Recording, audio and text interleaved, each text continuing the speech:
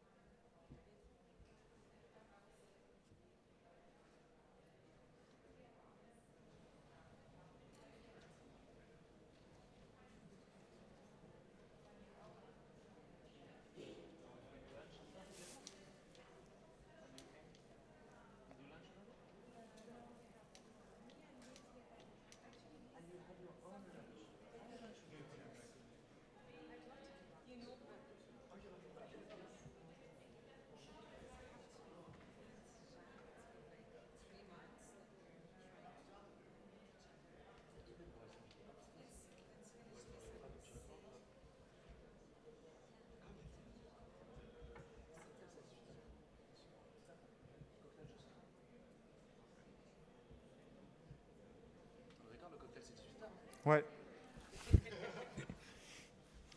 Ah, faut pas respirer trop fort.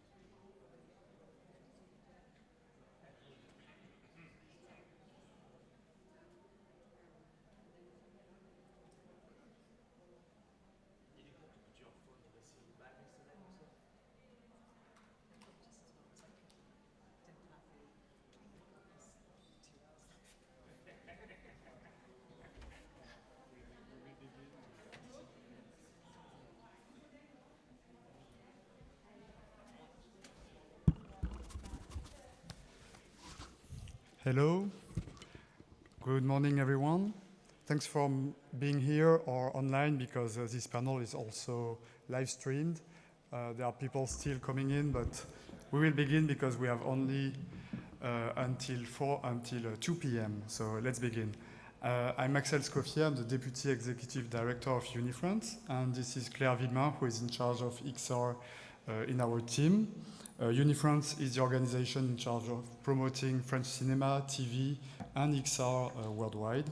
So we would like to thank the Venice Production Bridge for letting us doing this panel today. Also Liz Rosenthal for accepting to moderate it. And our three panelists who accepted our invitation to talk about French XR and its international footprint. So we wanted to organize this panel to discuss how rich our producers, talents, and distributors work with our foreign partners worldwide. And it's not only about exporting and distributing, it's also about co-producing, it's also about bringing foreign talents on board. So it's very rich. And we at UniFrance, we are supporting this dynamic. We have many supporting schemes for French producers, talents, and distributors. So please don't hesitate to come to talk to us afterwards to see how we can support your projects. And so I leave the floor to Liz and our three panelists to discuss this topic. Thank you.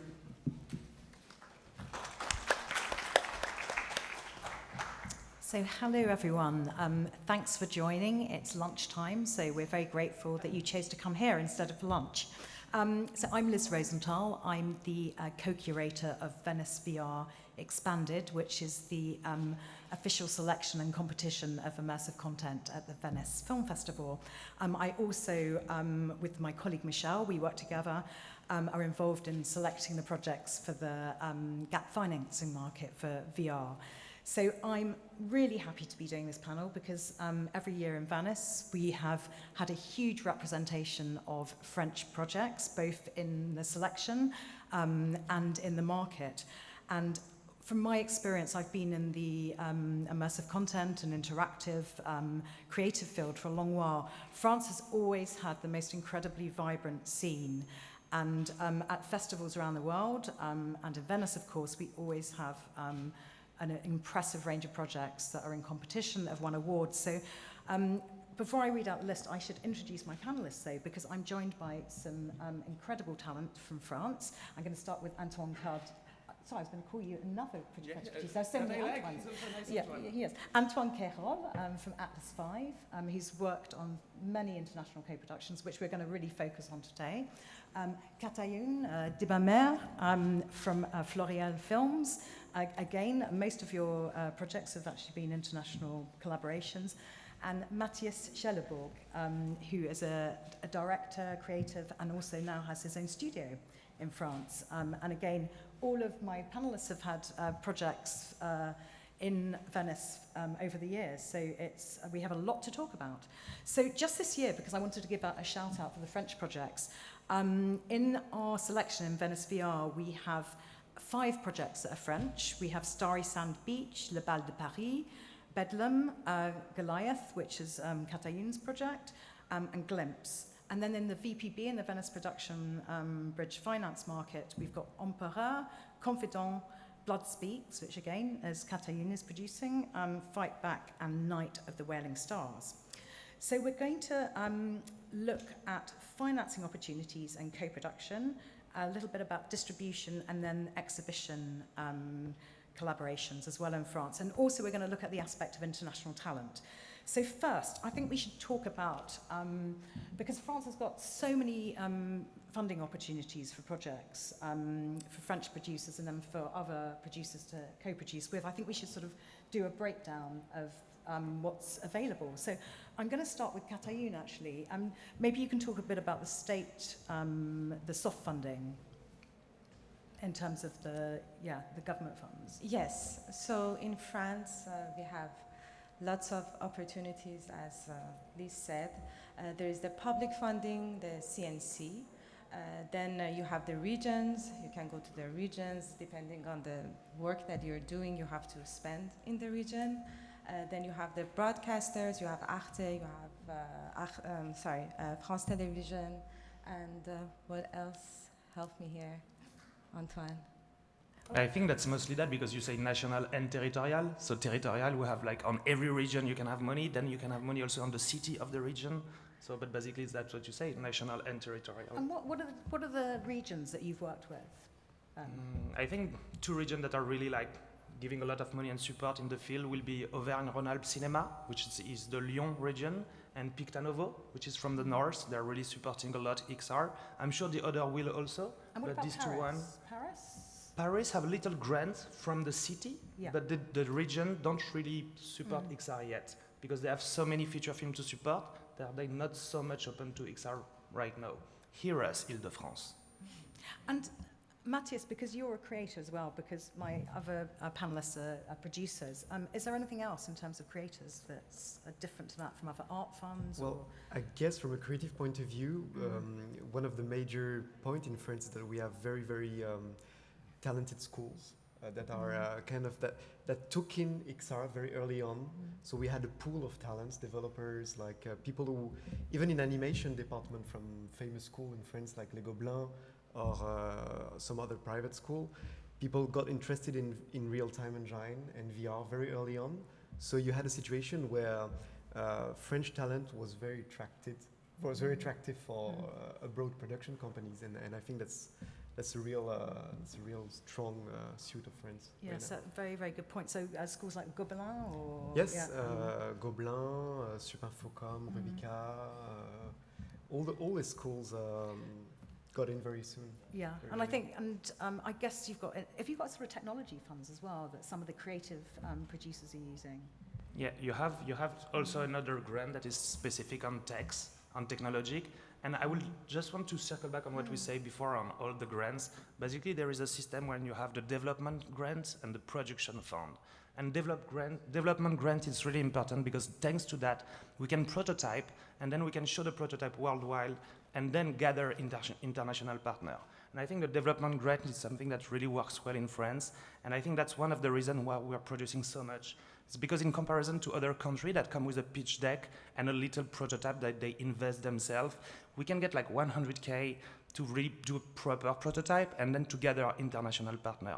And I think this system of like helping the development phase is really an amazing system that we've got. So can you give some examples of some projects that were international co-production? Because there are two ways here. There are projects that you have started within your companies that you're looking for finance, you develop, and then you're going outside to find budgets from other countries. And there are projects that come to you who want to raise money in France, which I think probably a lot of people in the audience will probably be in the second category. So can you give some examples of some projects like how you've sort of raised money, development and production money, so international co-pro?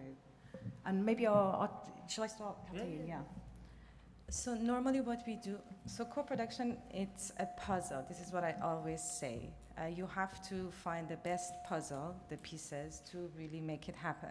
So depending on the need that you have, whether it's a project that will come to you, normally it's good that if it's foreigner project, it's good that they have already something in from their respective country. It's good to go see France, CNC, to tell them it's already in development in the respective countries. See, so it works. So that's a point. And yes, then you go to development, and then you start to talk with broadcasters, depending if it fits their need, of course. For example, I can give you some examples of the projects that we worked on. Last year, we had two projects in competition, Minimum Mass. This project was already really in production, actually, when they come and see us. They're coming from New Zealand. They had already Unreal, a tech company. They had already New Zealand Film Commission on the project, and then they came to us actually to do the post-production. We kind of finished the whole project. It was actually the best scenario that you can have. The artistic was already done. people could see stuff in the commission, and yeah, so we kind of completed the project, and it was out. And so for that post-production money, is there a different fund that you can come for completion money that's beyond development and the production funds? No, you go to production. When the project is advanced, it's not a good thing to do because it's always good to start with the development and then go to the production, but sometimes you know that this project has a lot of good assets around it, so you are ready to go to the production.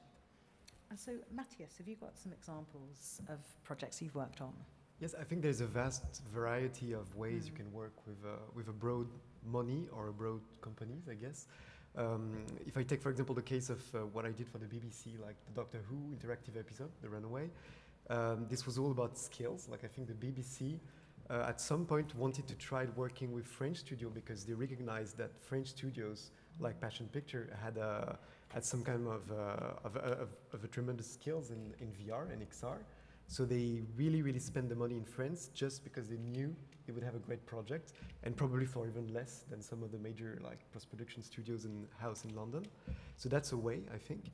But for example, in the case of Jack that we produced with Baobab Studio, all the funding was American. It was West Coast Silicon Valley money from the studio and foundings. And the way they wanted to collaborate with me was because if they spend this money in France, for example, they have some kind of a tax incentive, like crédit d'impôt, and they have a tremendous cutback on the fees and stuff like that. So there is a lot of incentive also for a broad company to spend money in France through co-production or just like buying, like creating stuff in France. And it's a really strong incentive for them to do that. Great, because there are so many amazing effects and animation companies actually, and I've noticed a lot of the projects that have come to France often use the talent that's in France, and that's what's so amazing because it's really hard co-producing. You could have a fund in a country, but there's not the talent there to do the work that you need. It's very difficult. But it's good you mentioned tax credits as well, because I want to also talk about more of your projects. But Antoine, can you tell us a bit about the tax credits? Because we left that off the list of government funds. So we have a lot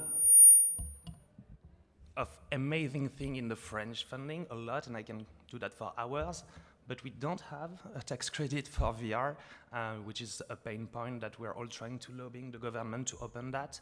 So we have an international tax credit. Like if an American company hire me to do an XR project, then I can have 35% tax rebate, tax credit for the money we'll spend in France. But in that case, I lose my credit as a EP, as a real producer. So it's kind of tricky because international tax credit is a good thing to bring money home and create employment, but we don't have a national tax credit. So what we are trying to do, me and a lot of producers, is trying to open the game tax credit to VR. Because VR, in a way, is closer it's closer to game than cinema in the way we create it. Unity, Unreal, I think you all know that. So we're trying to push the tax credit in video game to be open to our project. Because you cannot, creating a new tax credit is like a big thing. You need to go to the Ministry of Economy. It will take 20 years, honestly.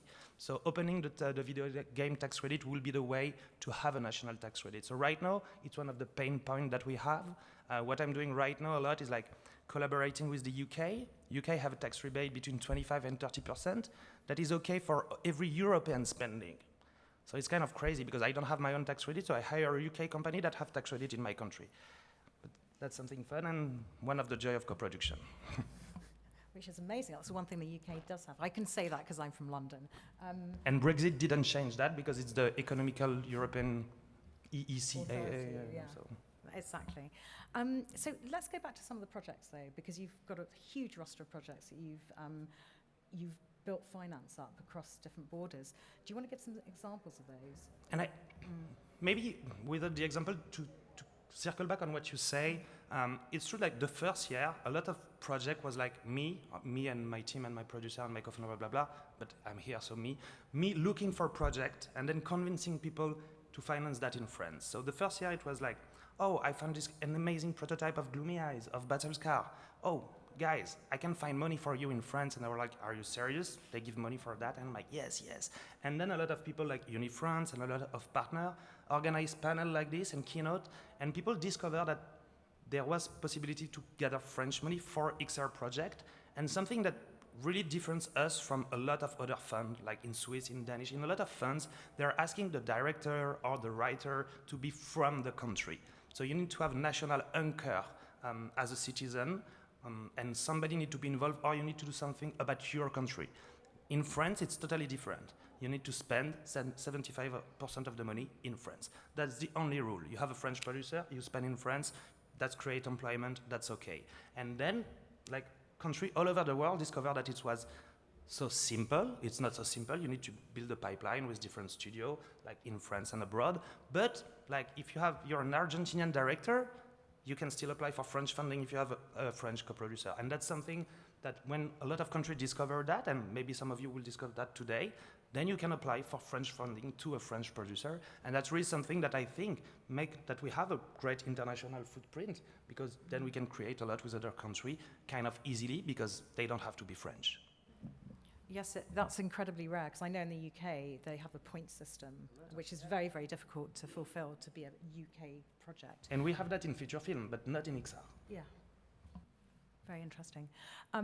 So Katayun, can you talk a bit about that? Because you've worked with a lot of projects where the artists have been abroad. Do you want to give some examples of that? Yeah, and I will complete to say that there is a writing step at CNC, the writing level. It's before development. For that, any artist from European Union can apply. So this is very important to know for the artists that are in this space. Sorry. The question. And it's 10,000 euro. It's not nothing. Yes, what exactly. you say. It's a huge And grant it for can art. go up to 15,000 euros, actually. Yes. So, Maybe we can talk figures, because people always want to know money. oh, because yes. Can you give an idea about some of the development grant levels and the kind of financing you can expect from the people we've talked about, and even the commissioners, the broadcasters, because Arte and France Télévisions are a very important part of that. And she had the bigger grant ever allowed in development, so she knows. Yes, so in the writing you can go up to 15,000. This is just the artist who should apply. Then in the development you should go with the production, French production company. It's always between, it really varies. It's between 20,000 until like it can go up to 70,000 euros, depending on the scale of the project, obviously. And then you have the production, which can vary again from 50,000 euros, depending on the scale of the project, and it can go up to, you had a very good production, maybe you can To 200. Yeah, okay. And then I think Arte and France Télévisions, depending on the project, then you can say better, but it's around 50,000 K. They could become co-producers, 100,000 K as well. So it really 150, depending again on the scale of the project. I just want to add something as well about the French ecosystem in production. I think much of it we owe the film industry because it's very stable. There are today how many film co-productions are around the world in French cinema. Then we have the gaming and tech industry that are very powerful as well in France, and then artists. So I think we have all the magic for a co-production to get happen.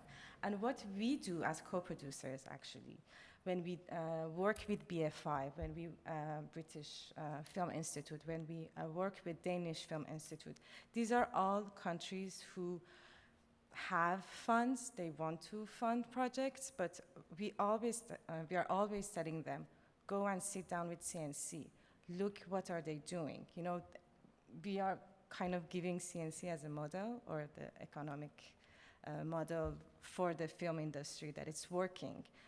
And because of France, actually, all these international artists that could have just produced a project in their respective country, they come to France, they become a French co-production, then the visibility that French industry is giving them, it's just enormous. And that's, maybe we should start moving on to that idea of visibility, because you're so right. You know, it's all very well sort of raising money, which is great to make your project, but actually it's all the attachments with those different partners that is super important. So I don't know, Mathias, I want to bring you in as well to this. So can you give some examples of some sort of collaborations that have worked in terms of elevating your projects from having that French association? Because it's interesting, even something like Jack, which was a location-based, amazing, immersive theatre performance that was at Tribeca Film Festival. That was with a very big studio, Baobab, who are one of the biggest animation studios in VR. And it's very interesting, the collaboration you've had with them and with Baba Yaga. Yeah, I guess it's about visibility for sure. I think even some major studios in the US, they are exploring VR almost as a marketing tool. Let's face it. Like they still have a foot in the gaming industry or in the traditional like cinema industry, and they saw VR as an opportunity to explore, to build new IPs, to bring on like talents. Because, for example, like a short film like Baba Yaga, we got an amazing like lineup of talents. We have Glenn Close, Daisy Ridley, Jennifer Hudson, Kate Winslet, and I think this is hard to get those people for the traditional short film. But VR, it's exciting, it's new, so those studios are willing to explore, and it's building new IPs because it's all about IPs. And then I think a second very important part of that visibility is the festival strategy. Most of those studios I've been working with, they create those short films because they want to win festivals. They want to be in there. We received like 3 Emmy nominations for Baba Yaga, and we won 2 of them. So I think this is really about visibility. It's about shininess of a new type of format. But it's not about like it's yet not about like distribution or specific market. They're trying to explore that. You have different markets, like the Oculus market and stuff like that. It's becoming something. You have something like, I don't know, Antoine, the last numbers, but like the numbers of Quest who's been sold is becoming something. It's enough to make money with that. But for at least a couple of years that we just spent, it was about visibility, it was about festivals, and it was about shining and creating new IPs. So that's something I want to go on to now, actually, is about working with international talent. Because because obviously you've had a lot of big name talents on your projects. So Katayun's Project Goliath, which is in the competition, Tilda Swinton is voicing one of the, is narrating the project. And Antoine, you've worked with Colin Farrell, remind me, from Spheres, there were so many famous Jessica actors. Chastain, Patrice Yeah. Méliès, a lot of, Yeah, and so that was your approach before, wasn't it? Very much about bringing big name talent on. How does that work? And what happens in France when you have to do you have to make a French version? Yeah, so to reply Yeah. the question by order, like, so having talents is always something amazing, but it's expensive, so you need to be sure that you really need it, and maybe all projects don't need it. So I think first thing, if you need to have an international big talent, be sure that you pay also for the marketing assets. Because when you go to the talent agency, you will have 2 contracts.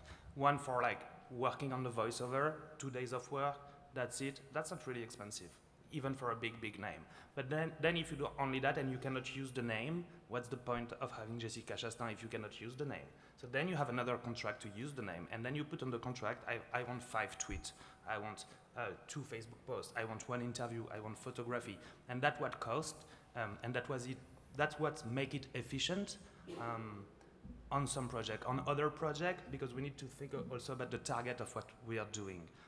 So no, we had a lot of big talents at Atlas, and no, on some project we decide not to, because we had the feeling, and I don't know if I'm right or wrong, but we had the feeling that people that have Quest 2 might be people that don't know who Jessica Chastain is.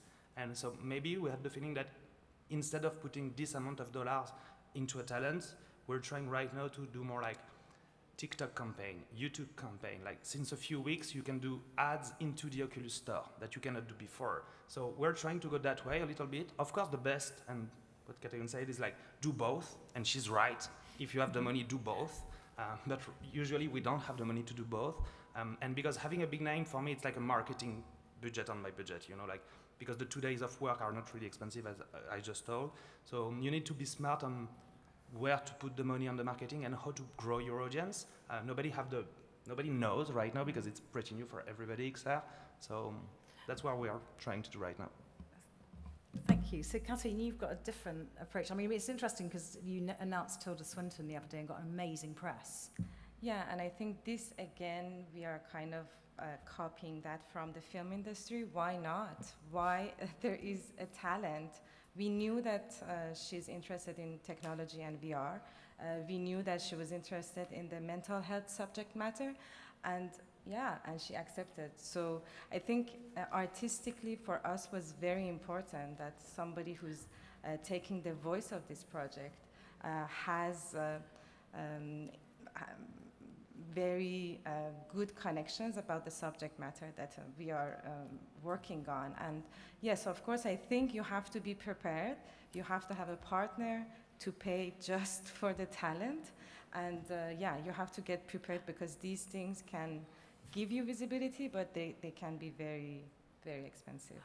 And what happens when, because obviously you've got French funding, what happens when you're in the French territory? You have to reversion what you're creating with French actor, yeah. Yeah.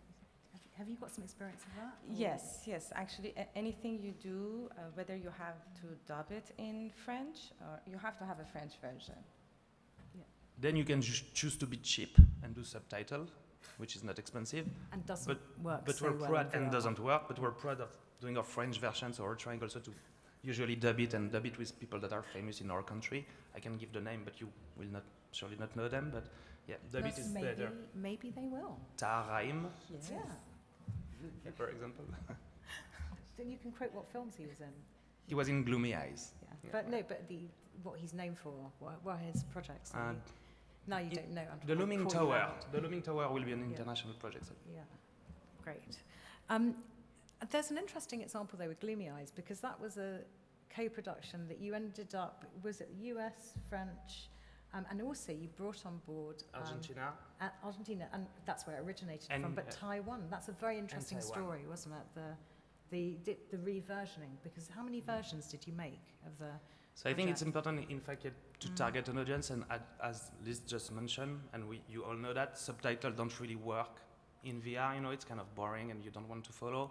And I think, like in an animation movie, you're happy when people speak your language. And because it's animation, it's much more easy to dub, the lips thing and everything. So what we're trying to do is versioning for different countries, and that increase the number of download. So Gloomy Eyes, we did like Chinese with a Taiwanese partner, but Taiwan came on board really early, so the Chinese version was out on the same time that the French and English, and then we did also Spanish, German, Korean, Japanese, and we're doing right now Arabic and Indian.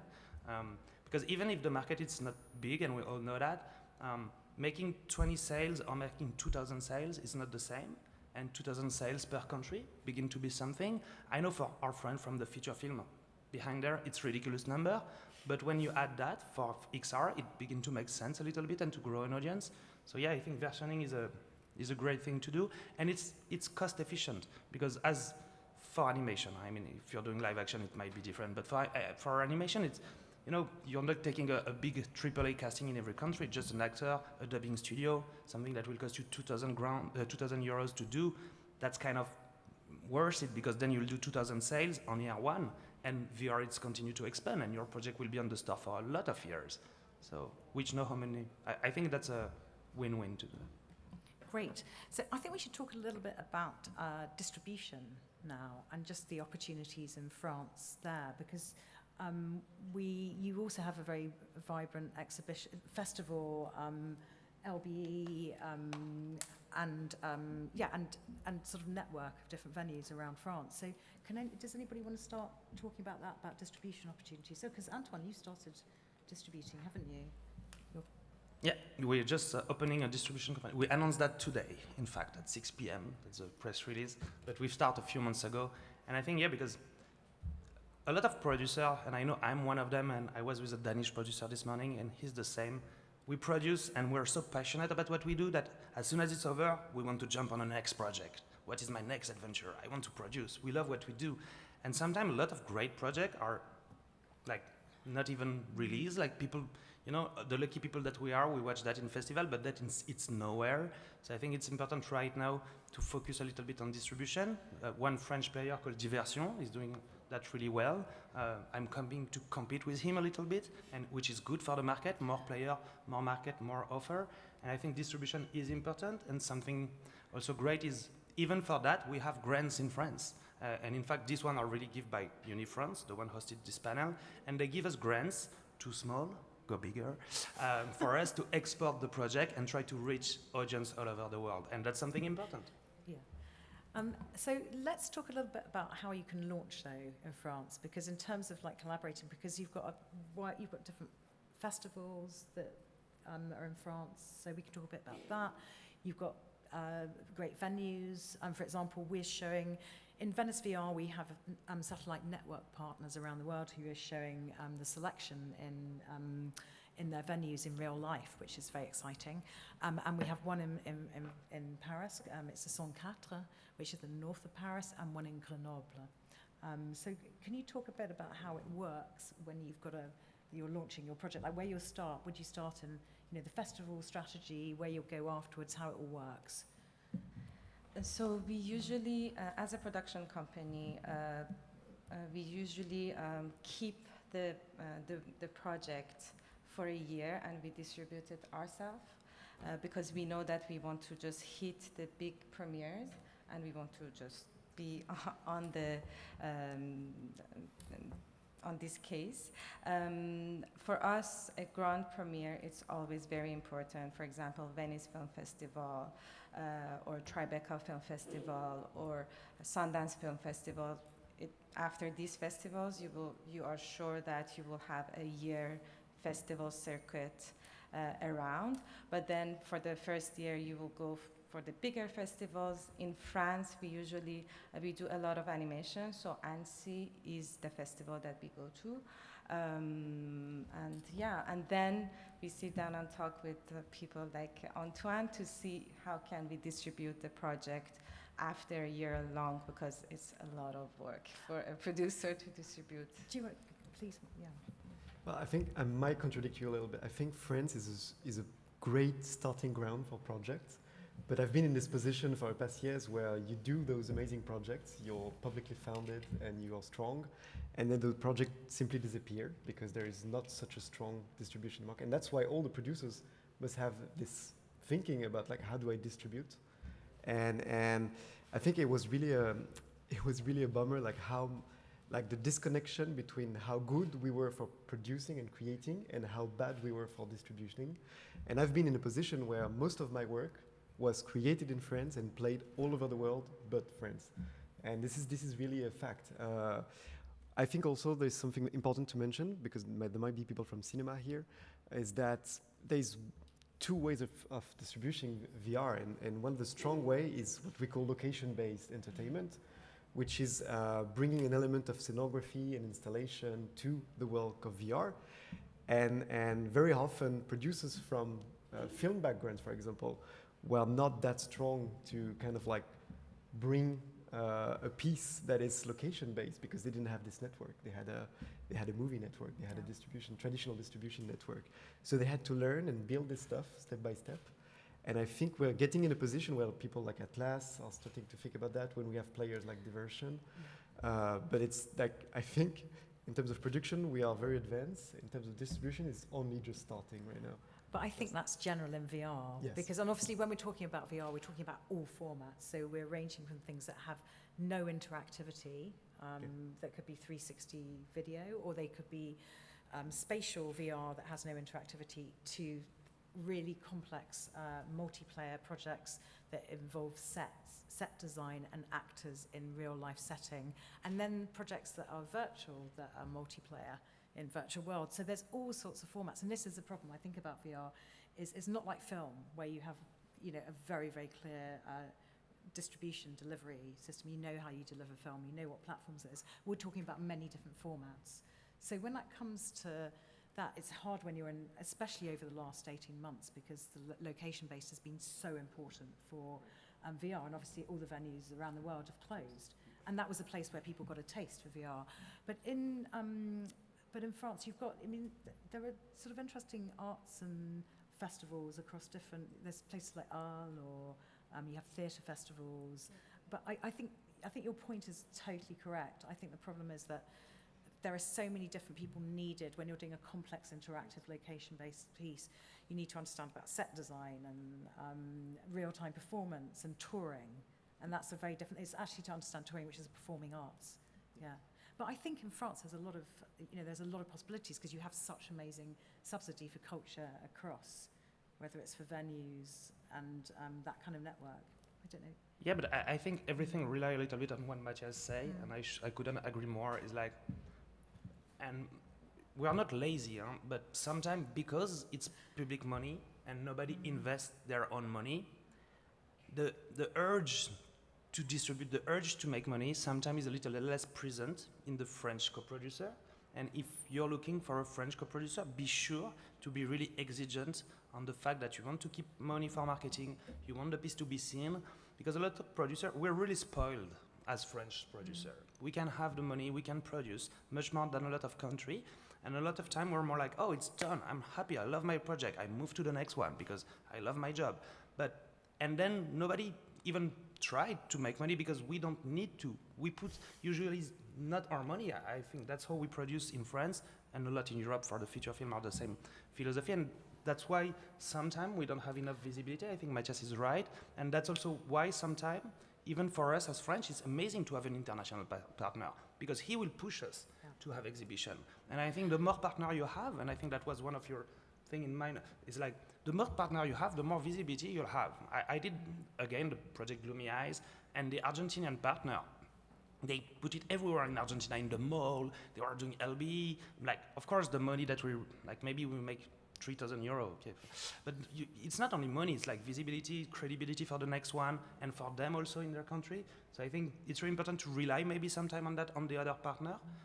Personally, I have this mentality of I want my project to be seen, so I do that, and maybe I didn't always, but sometime, you're right, Mathias, and that might be something slowing down visibility. But I think that's a general problem in subsidised arts, and I saw it. I come from the film business originally, and it was the same thing. A lot of producers, because you're very much relying on getting a fee. That's what you need as a production company, and then you hand it over to someone, hopefully, to distribute. Yeah, and you're not going to see a return a lot of the time anyway. So, yeah. But I know it's super interesting. Let's talk, because we haven't got very long. Unfortunately, we have to finish the panel at 10:02. First, I should ask: has anyone got any questions? Please put up your hand if you do. There's one on the back row. I don't know if we have a mic, or you can speak. Oh yeah, there's one coming.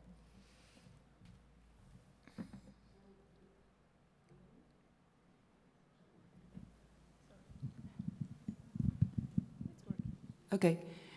You were talking about two regions in France that spend a lot of money in VR. I remember Lyon, and the other was? Maybe because it's hard to pronounce everything. At the end, come see me, I'll give you the exact title and the website. Thank you. Great. Any other questions? Okay, I think it'd be interesting to actually go through the projects and break down who your partners were as well. Maybe you can give an example, because it's kind of just to give an example of what those... Antoine, I'm going to start with you, what those important collaborations were. I think the most important collaboration is to have a big US partner. Let's face it, like 51.5% of the Quest audience is from the US. That's public figures, and you can see. And only I think number 2 is 8.8% UK, and then after you have 2.2% Japan. So having a US partner is a main thing for distribution, and also because they have the main market, of course they put more money. Because it's related, they can recoup. And having a partner like Riot, I think they're more right now doing augmented reality than VR. But at the time, Riot, or of course Facebook, I mean Oculus, but which is Facebook, Google, HTC, which might seem smaller, but then HTC have a big influence also in Asia.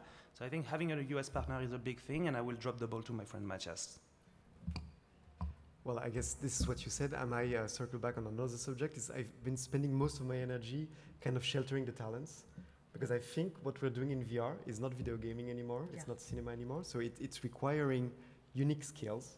Honestly, like find a good animator that works with real time, with like this like who's not coming from video gaming, who has the same sort of knowledge, and he was able to do those stuff. So there's a variety of new kind of jobs that are popping in and that are required for VR.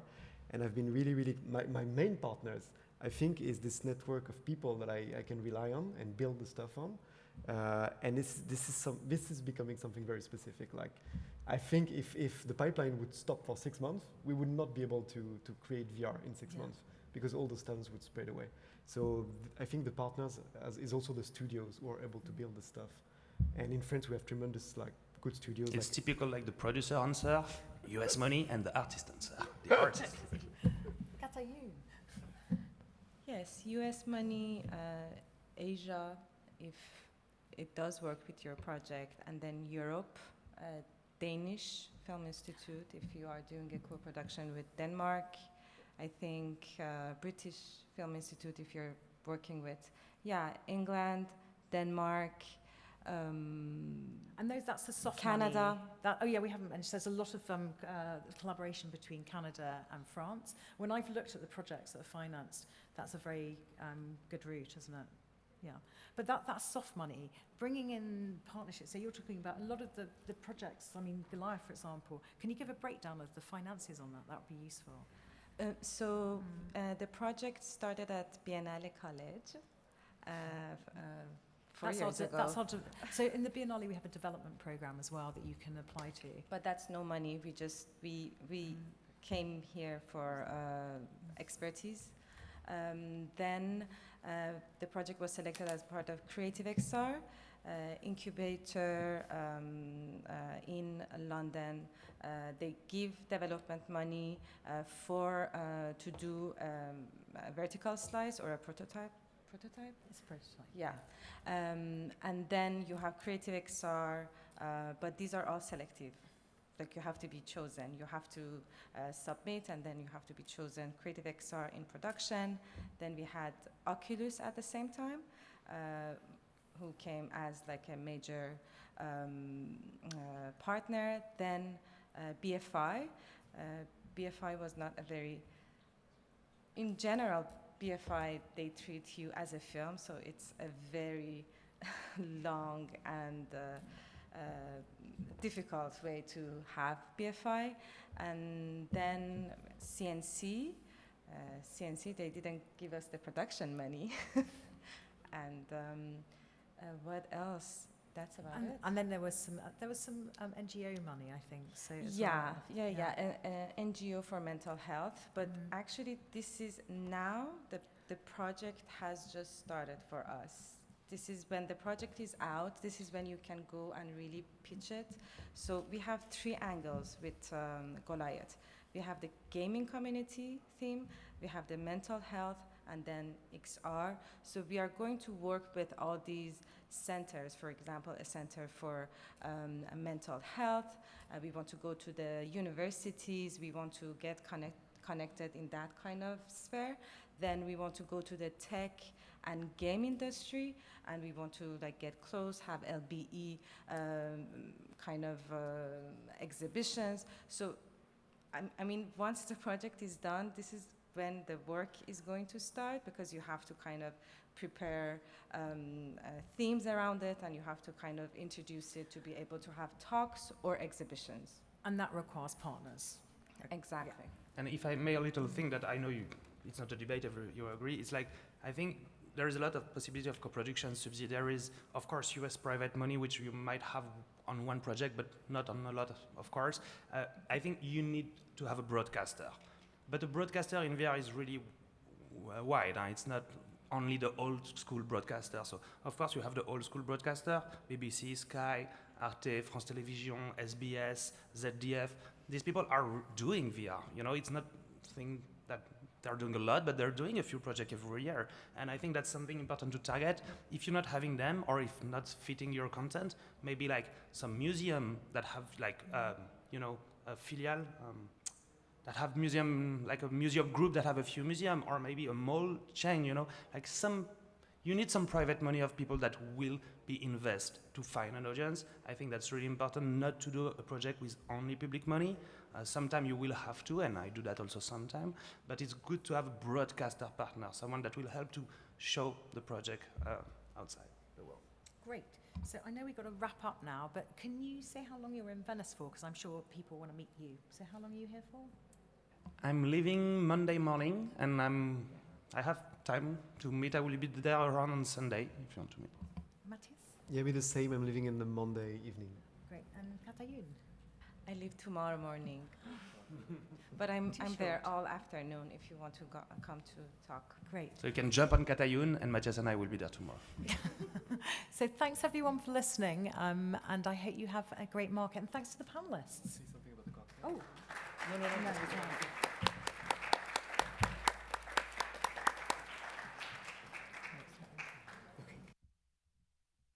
Thank you, UniFrance.